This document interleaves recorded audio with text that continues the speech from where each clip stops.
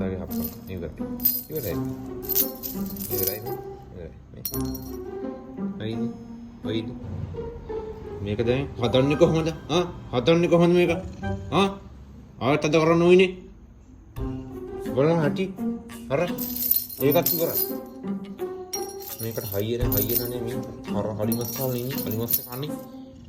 දැන් ඉන්න මොකද දුන්නාට මේ දැන් හදාගත්තා ලස්සට දාගෙන හදාගත්තා